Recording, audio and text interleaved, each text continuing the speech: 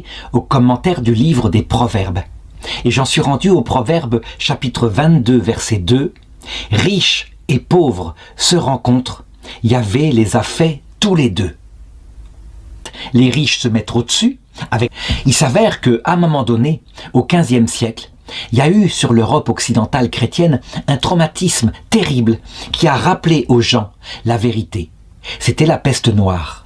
Une maladie qui a surgi d'Orient, on ne savait pas d'où elle venait, mais qui s'est mise à tuer tout le monde, indifféremment, et on ne savait pas comment elle tuait. Le Moyen-Âge, qui était tellement chrétien, qui était en train de construire les cathédrales, se rendait compte que la mort pouvait frapper. Le matin, on tombait malade, on avait une fièvre, et le soir, on était mort.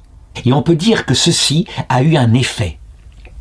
On le voit dans les danses macabres qui ont été dessinées à cette époque-là, qui sont effectivement très pessimistes, parce que on se met à regarder la mort comme le corps horriblement atteint par la maladie, et puis décharné, et non pas la mort comme ce qu'elle est réellement. Le Christ qui vient nous chercher, qui est de l'autre côté de cette vie, et qui est là, qui nous accueille, qui nous console, qui nous guérit.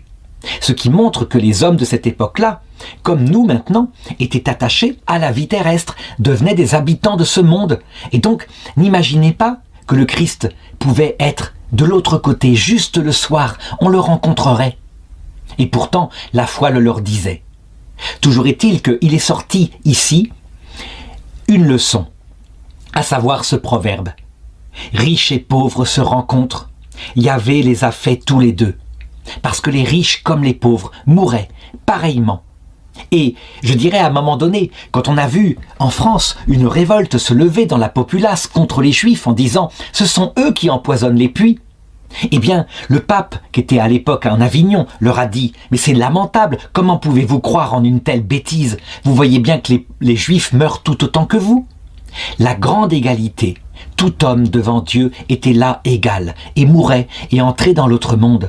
Ça a été une leçon terrible pour l'humanité, mais une leçon qui, je dirais, qui mettait, qui balayait ce qu'on pourrait dire. Ça veut dire l'idée que les riches étaient plus près de Dieu et donc avaient des prie-dieux beaucoup plus proches du cœur que les pauvres.